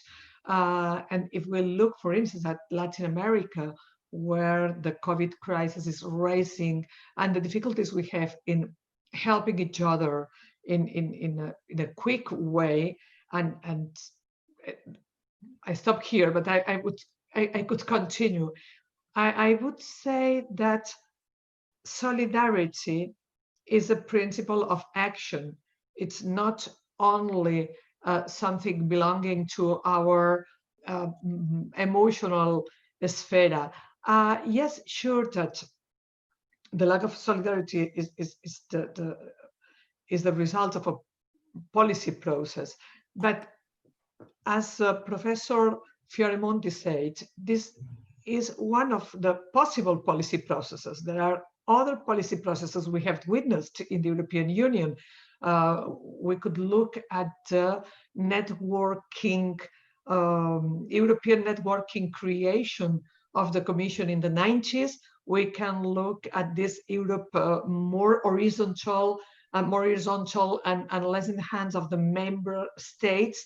We can look at national processes that have driven us to solidarity, and we could see how there were not a lack of success in what they did, but how a policy process very well driven by the most conservative forces have ended into what we are witnessing today. I think that we need to create incentives for a different policy and political process at this very moment. The COVID is an opportunity, not because of the crisis it created, but because of it. It's showing us the limit of what we have been doing since today. It's showing us the limit of this very competitive way of doing things, to again quote our colleague, and it's telling us that we should do something different. We know how to doing it. It is in the principles, it is in the DAN of the European Union. Yes, I think that the lack of solidarity will destroy, not can destroy, but will destroy the European Union. We have to turn into these more cooperative processes to go ahead with the European Union and to go ahead with the planet. Thanks very much. We have another question that is raised to all our panelists, which says, do you think that COVID-19 will put on the table not only that globalization has been over-trumpeted, but maybe we need to retrench it? At the end, globalization is about winners and losers, but I see no winners of this outbreak. We're going to start with Professor Fioramonti, and we can continue with the rest of our panelists. Thanks. Thank you, Oscar. And after this, I'm sorry, but I'm going to have to excuse myself as I've already anticipated. I think that globalization is over, or at least the kind of globalization we've seen, okay? So we have to be very careful here. No one is against the world being one single system. The world is a system, whether we like it or not. But the globalization that we've seen encouraged since the end of the Cold War, you may say, it's been a very competitive, market-based, aggressive market-based globalization that has completely neglected the social and environmental dimension, as if they didn't matter. The increasing inequalities, the social distress, the impact on migration, the exploitation, the extractive systems, and so on and so forth. I mean, all the different crises we're living through now are an outcome of something that globalization, that economic globalization, has made worse. They were already there, but certainly that economic globalization has made worse. So now the question is, can we maintain the globalization of ideas, which is the better part of it, right? Like it's beautiful to be able to be organisms within a single system and to be able to share ideas, to share innovation, to share visions, and so on and so forth. But reshoring a lot of the different, if you will, development activities and economic activities that have generated those negative outcomes.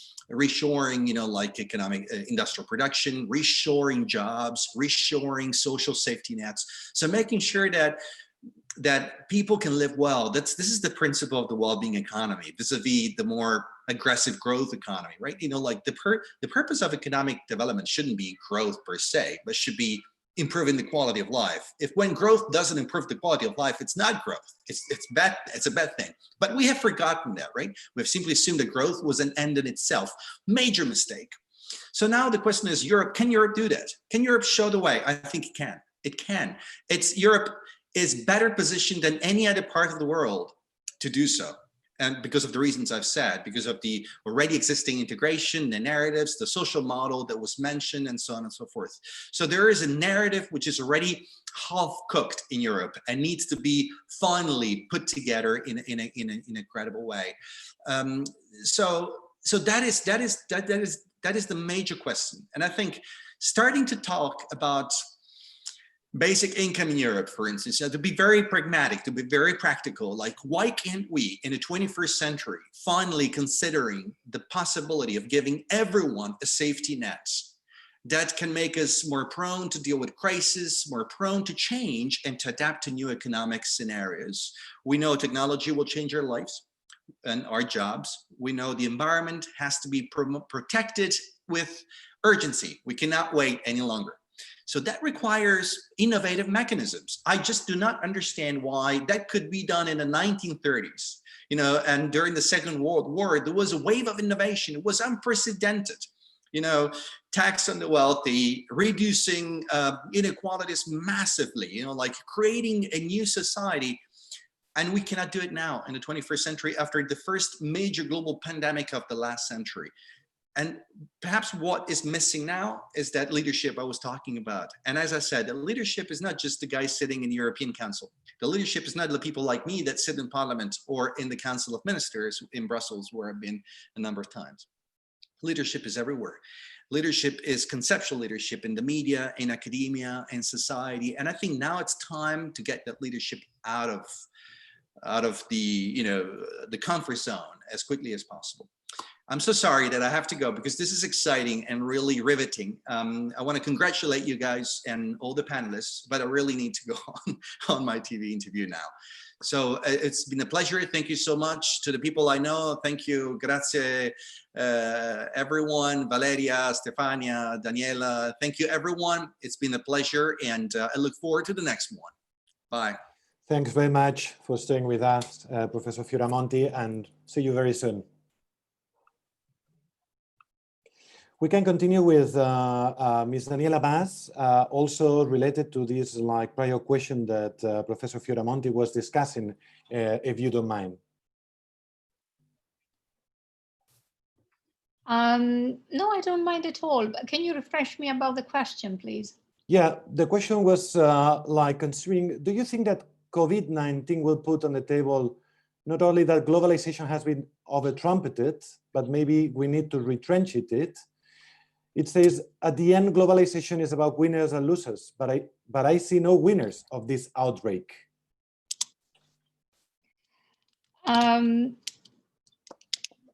Let's keep in mind that the world has been caught somehow, to a certain extent, I don't want to say by surprise, but definitely was not ready to face this pandemic in the various dimensions. So I believe that right now we are in a transitional phase where countries are trying to figure out an innovative way, hopefully, to recover.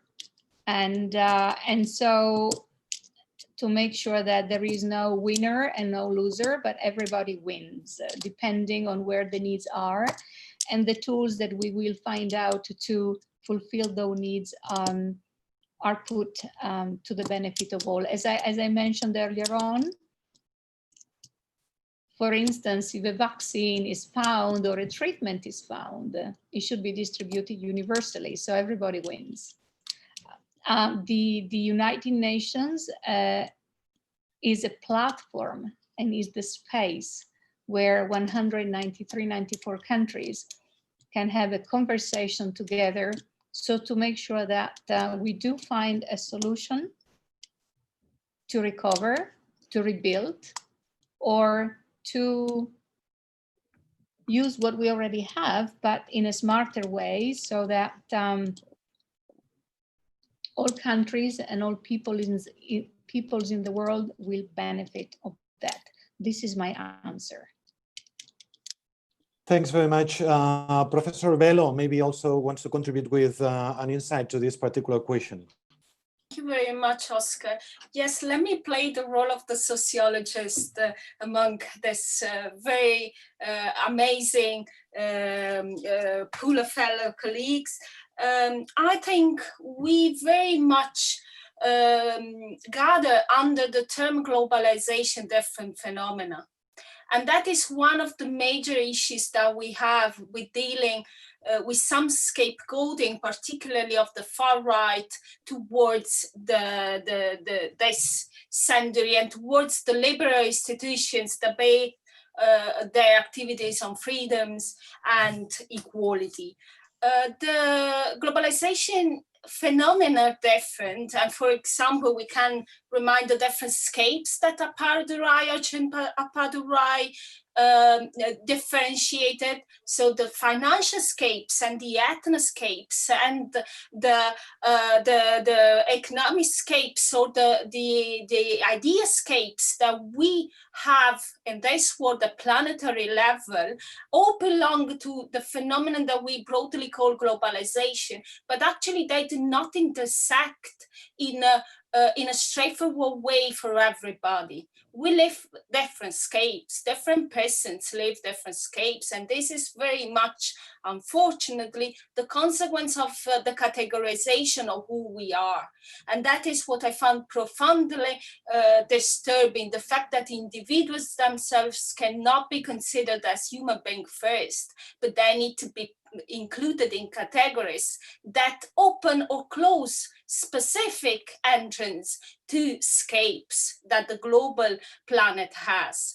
Now, if we remember the variety of scholars that have criticized modernity, for example, and then post-modernity, we would remember that Bauman said that actually the main problem of our modern times, it's not globalization itself, because globalization has always existed. We have had exchanges for the entire life of humanity. The point is that in modern times, what is disconnected is power and politics. So where you can find the means to take decision, you cannot find the power to implement those. And that is the main problem. It seems, and this is clearly perceived by everybody, that no one is in control. That is a beautiful speech by Bauman on YouTube. If you want to watch it, I found each time I saw it, I watched it with my students, I found it illuminating. actually that is the main problem. Now, what can the far right, for example, scapegoat of globalization is that they can use the term to actually pull the attention towards all those issues that entail social and political dissatisfaction to the term globalization that remains so vague. And they, in this way, become able to disconnect it to the politics of advanced growth model and aggressive growth model that Lorenzo Fioramonti was mentioning before. But that is not the globalization growth. Globalization has existed in parallel and before the idea that growth model was unlimited. We have to remember that the unlimited growth model was already accused to create exploitation by Karl Marx. And definitely, there was no term such as globalization to point as the main reason for it. So the ability of the far right is not to propose a new language, but it is actually to use language to attach the risks to a very vague and fluid phenomena that can be linked to all the adversaries that they can depict. But actually, those problems that the main voters of the far right and other populist movements have are exactly those social political issues that an unlimited growth model entails. The life in a small apartment on the highway is entailing a lot of anger and stress for those who at the same time have to compete with additional exploitation, the exploitation of those who we have left undocumented in our societies. They have to deal with daily gender violence. There are so many political issues that do not depend on globalization, but they depend on the growth model and all the exploitation that that growth model allows, that are then scapegoated into the term globalization. Do you think that by stopping globalization, we would all of a sudden see that there's no longer inequality in this world? I don't think so. I think inequality will stay there because we can make the circle smaller, but there will always need to be, in the idea of competition that we were all somehow blaming for this, there will always be the need to have some categories to exploit in order for others to prevail.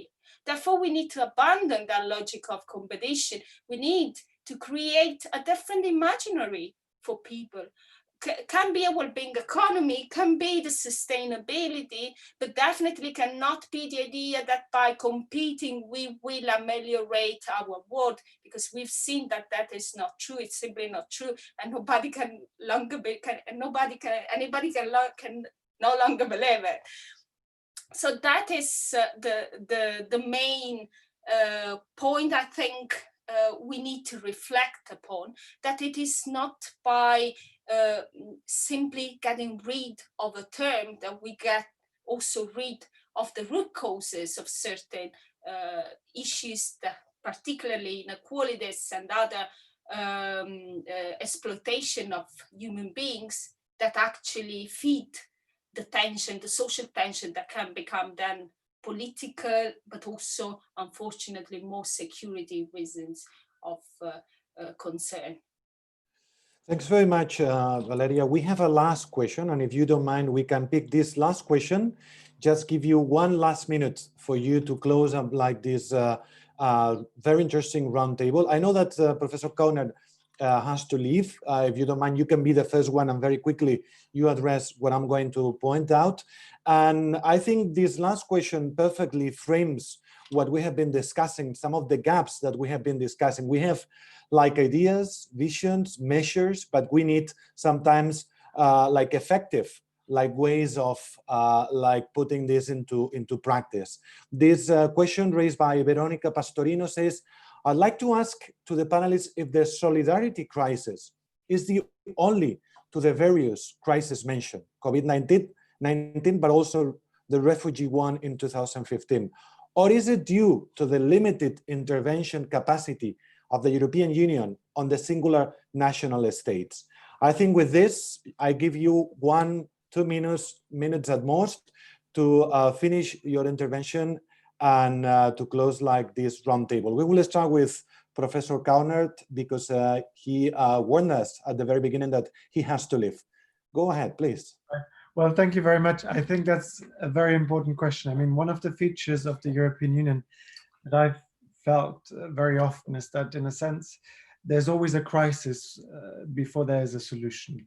So the European Union tends to have to grow out of crisis, and I think we're seeing something like that. We saw some developments in the financial crisis, 2008, very much so with the refugee crisis, and I don't want to say that refugee crisis is over, because I think we saw some very spectacularly negative events at the Turkish-Greek border earlier this year, and we might see something like that again.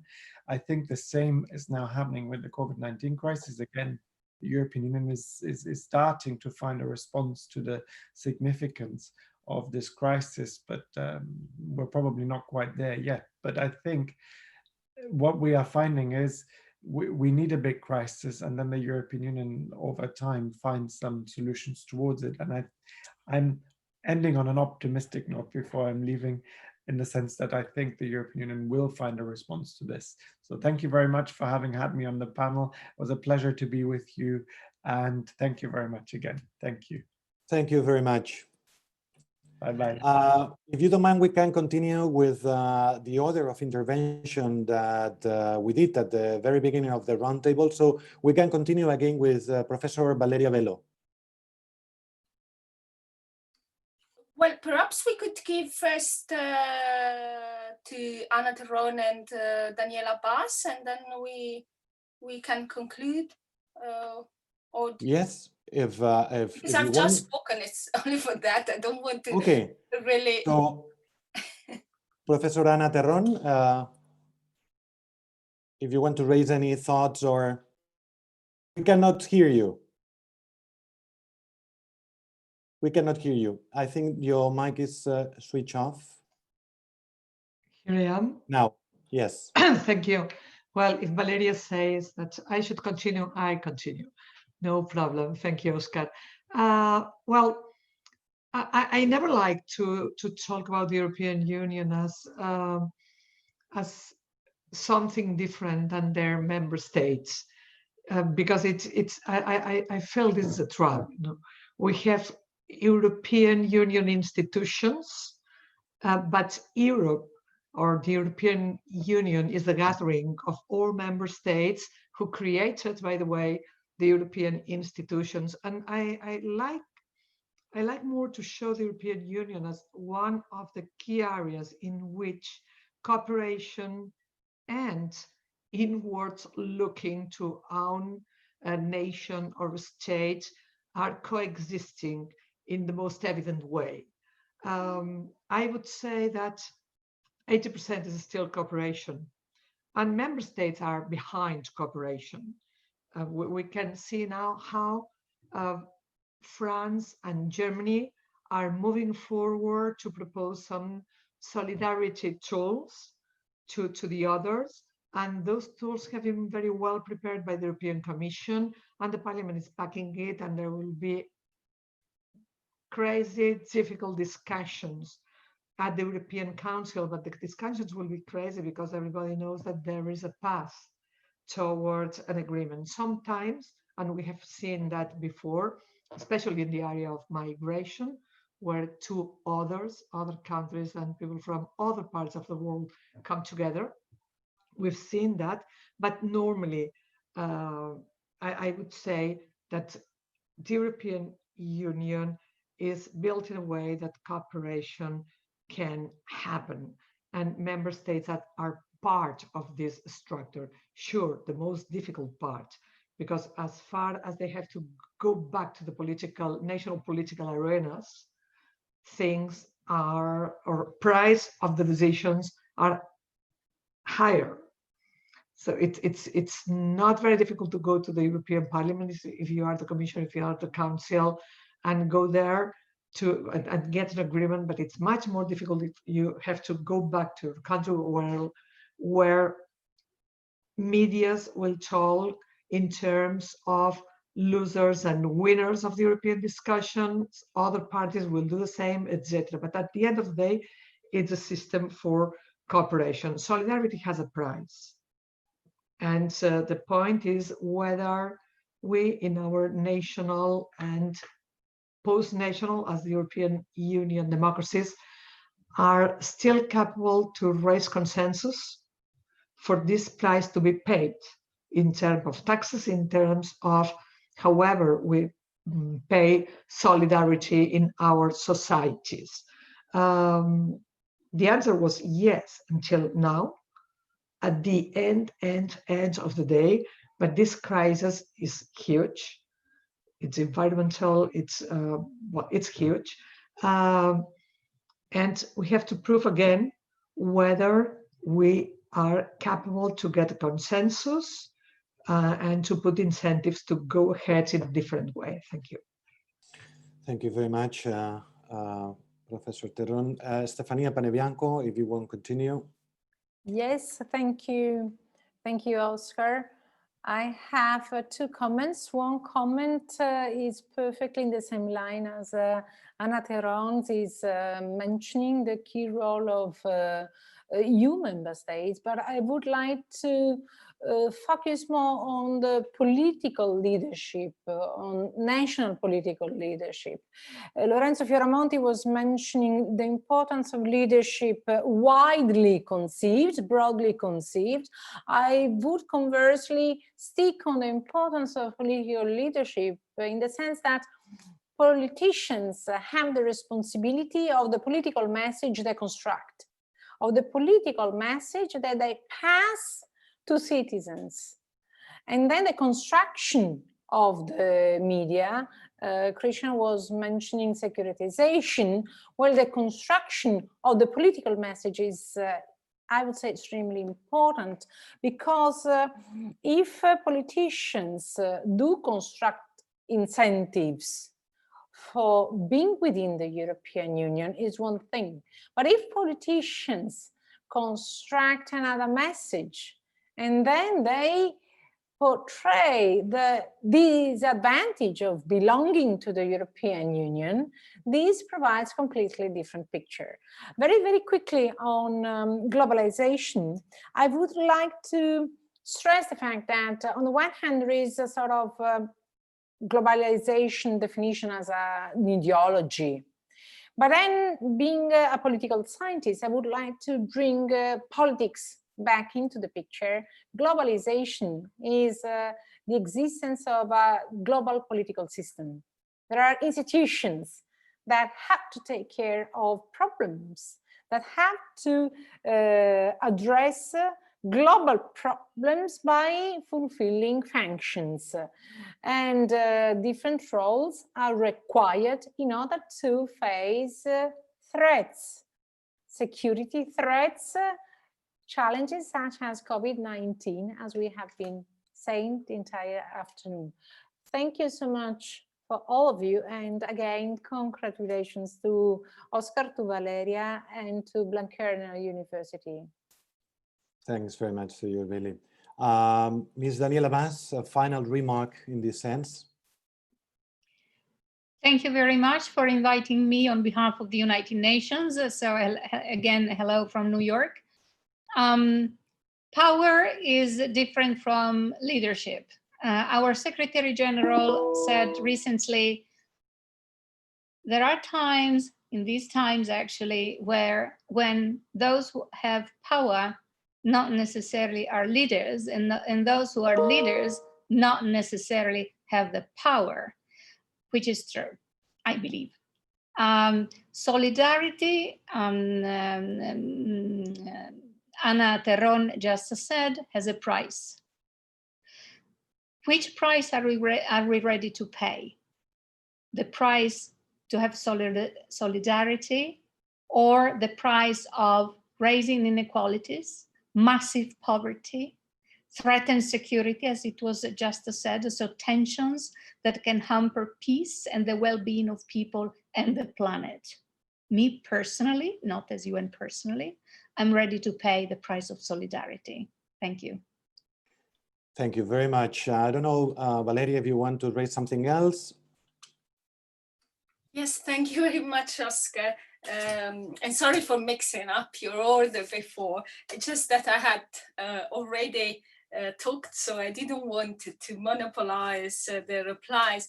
I remain along the same lines, and I would say of the other speakers, and I would say there is a variety of actors in this world, and they have different functions, they have different roles, and they have different capabilities, different resources.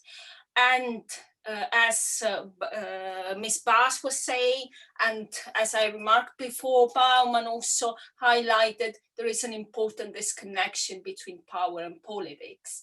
And I do agree with Stefania when she says that the political leadership has, especially after this pandemic, has to reconsider their role importantly and decide what kind of alternatives they can produce in this post-modern times, because we do no longer live in modern times. So that disconnection that existed in modern times today has been stretched to involve again the situation, and actually who is the prince of our world we still have to figure out, or perhaps it's mediated in a way that we cannot actually understand the reality from what is the manifestation of reality itself to most citizens of this planet.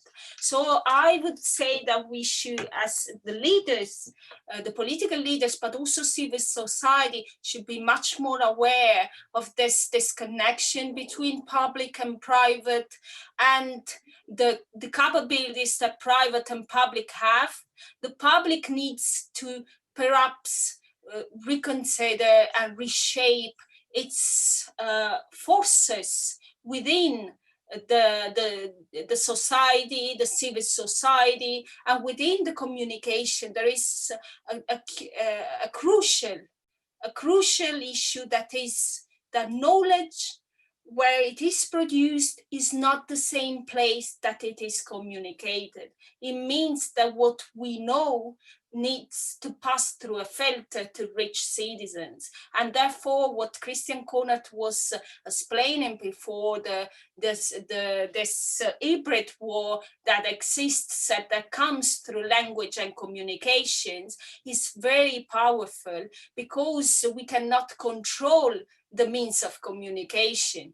And so what knowledge becomes is no longer the science, and it comes to have the same validity. Lyotard explained it in the Postmodern Commission already in 1979, I think he wrote that book, in which he explained that the postmodern condition is this connection between the production of knowledge, the means of communication of that knowledge, and the fact that that makes that the truth that my cousin tells, it has the same validity of the debates within scientific fields. And that is an important issue that we need to consider, particularly when open access is becoming the main pool of relevance. And we also should debate inequality and open access, what would take to make equal the access to the open access. Because one thing is to have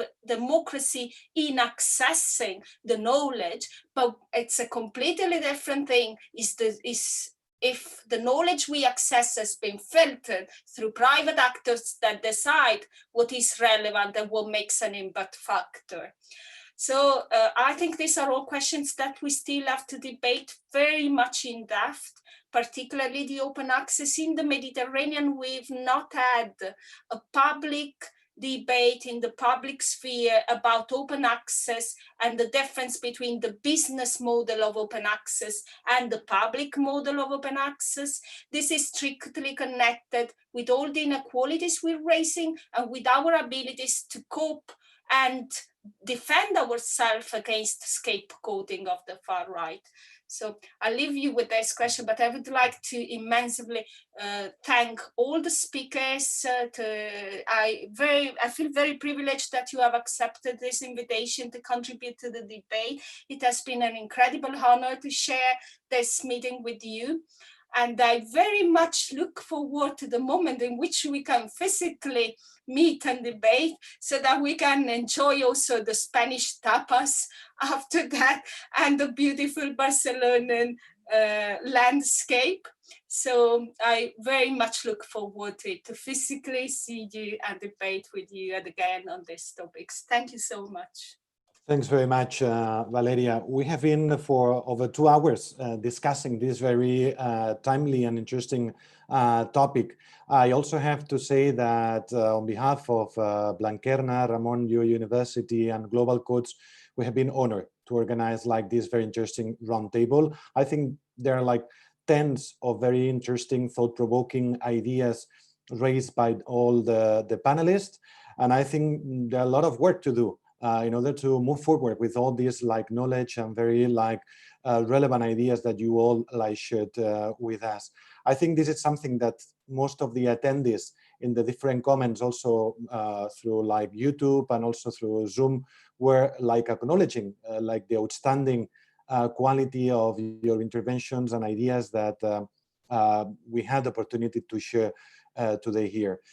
Just to remember that this roundtable has been recorded and that will be shared through social media, because I think for those that could not attend like this roundtable, I think it's a great opportunity to like recover some of the ideas that were discussed here. And just as a final idea, among most of the things that you were discussing, no? To acknowledge that despite of the difficulties, I think you all agree with the fact that this like crisis, the COVID-19 crisis, needs to be a turning point to redraw, to rethink, to redefine the strategy and the future scenario, no? In a very complex like context with a lot of difficulties, but there is no other chance that to move forward and to suggest a new framework to address all these like different challenges and difficult situations that we are all like facing.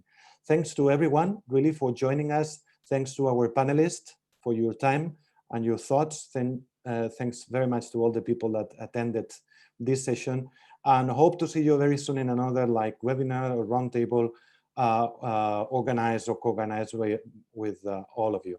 Thanks very much.